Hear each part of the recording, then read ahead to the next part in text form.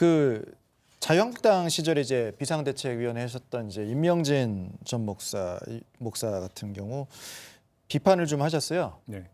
그러니까 이제 이분이 이제 그 경험이 있으니까, 예. 그러니까 그 탄핵 소추가 되고 나서 이제 그 새누리당 시절이죠. 비대위원장으로 딱 100일 채우고 이제 그만뒀는데, 네. 그러면서 자유한국당에 출범을 했던 거고요.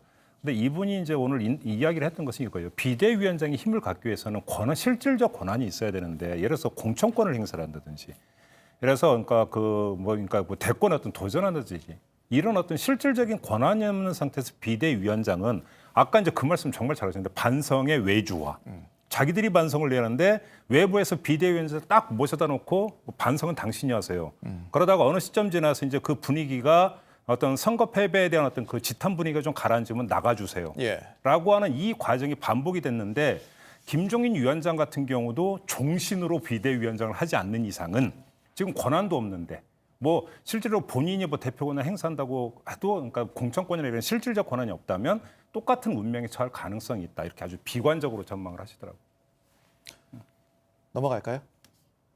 뭐 그다음에 또 이제 홍준표 전 대표 얘기도 있고 많이 네, 있는데요. 네. 보니까 홍준표 전 대표 발언도 좀 많이 나오더라고요. 예. 저는 뭐 홍준표 전 대표도 이제 제가 잘 아는 분이고 네. 굉장히 능력이 있으세요.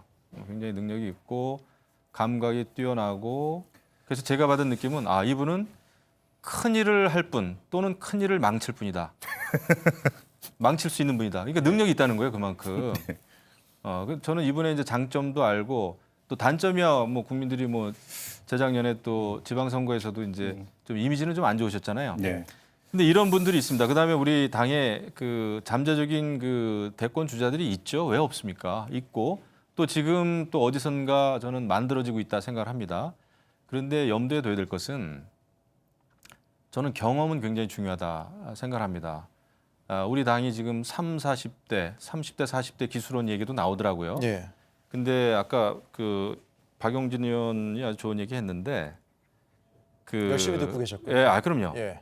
그 영국 보수당 캐머런 당수 총리도 그랬고 이미 그 정당에 들어온 지 17년, 18년 지난 다음에 총리도 되고 한 거예요. 엄청나게 훈련을 받았던 분들이고 그 김영삼 전 대통령도 YS도 만 25세라는 나이에 국회의원이 돼가지고 예. 3대 민의원으로 시작해가지고 그분이 40대 기술원을 제창했을 때 이미 그분은 5선 국회의원이었어요. 원내 총무도 3번 이상 했습니다. 예. 만들어진 40대지 나이만 40대가 아닙니다. 근데 우리는 당이 어렵다 보니까 이 나이만 연령만 가지고 40대가 깃발을 들어야 된다. 기수 역할을 해야 된다. 예. 라는 것은 조금 저는 순진한 생각이다.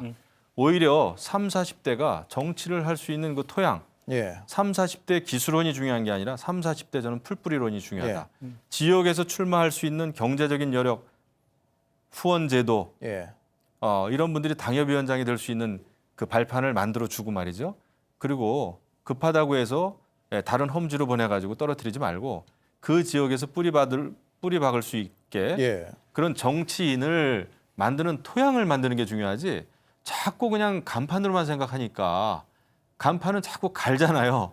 저는 그러면 안 된다 생각하죠. 그 김종인 비대위원장 얘기 넘어가려고 했는데 홍준표 전 대표 얘기를 꺼내셨기 때문에 만약에 이렇게 출범을 한다면 방금 말씀하신 것처럼 홍준표 전 대표도 지금 처음에는 JTBC와 인터뷰할 때도 김종인 비대위원장 체제로 가는 게 맞겠다 이런 얘기를 했다가 지금 온도차가 좀 생기고 있는 상황인데 네. 출범한다면 그 관계는 좀 어떻게 될까요? 복당이라든가. 근데 지금 문제는 김종인 그 위원장이 오늘 했던 이야기 보면 대선 주제급 없던데? 라고 지금 그런 취지로 이야기를 해버렸죠. 그러면 이 말을 받아들이는 홍준표 당선인은 어떤 심정일까요? 내가 있는데 저런 얘기를 해? 그러면 지금 도대체 그러니까 저분 머릿속에 나라고 하는 어떤 존재는 어떻게 각인돼 있을까? 별론가 보다. 그러면 어떻게 하겠습니까? 각을 세우지 않겠습니까? 저는 그런 점에서 지금 이미 뭔가 분위기는 지금 만들어지고 있다라는 것이죠. 그래서 지금 홍준표 당선자의 뭔가 말을 보면 나는 누구를 지지하는 거 없다. 두 번째, 하루라도 빨리 복당하고 싶다고 이야기를 했었거든요. 근데 뭐냐면 나는 우리 당 혼란에 끼어들 생각은 추호도 없다. 또 이 이야기를 하고 있는 거죠. 지금 한 발 빼고 있다고 봐야 되는 거예요. 이렇게 본다면 지금 바로 어떤 뭐 받아줄지 안 받을지 모르겠으면 들어간다고 한다면 각을 세울 가능성이 있는데 지금 그럴 상황이냐? 홍준표 대표는 거기서 이제 감이 좀 발동이 되고 있는 거로도 해석을 할 수가 있을 거예요. 그 두 분은 제가 볼 때 물과 기름일 거래요. 아, 굉장히 두 분이 기가 좀 세고 예. 그리고 이제 남은 선거는 대선을 앞두고 있기 때문에 대선을 앞둔 상태에서 과거에도 그랬습니다. 당이 정상적으로 작동될 때 예. 당 대표하고 그다음에 또 이제 대권 후보하고는 좋게 가기가 좀 힘들어요. 솔직히 말씀드리면 화합이 잘 될 수도 있습니다만은 그 대권 주자는 그 후보 아닙니까? 후보. 예. 후보가 되면은 모든 것을 다르게 생각하는 그 경향이 좀 있거든요. 예. 그런 경우에 아마 복당서부터 어려워지지 않을까. 복당서부터 어렵겠죠.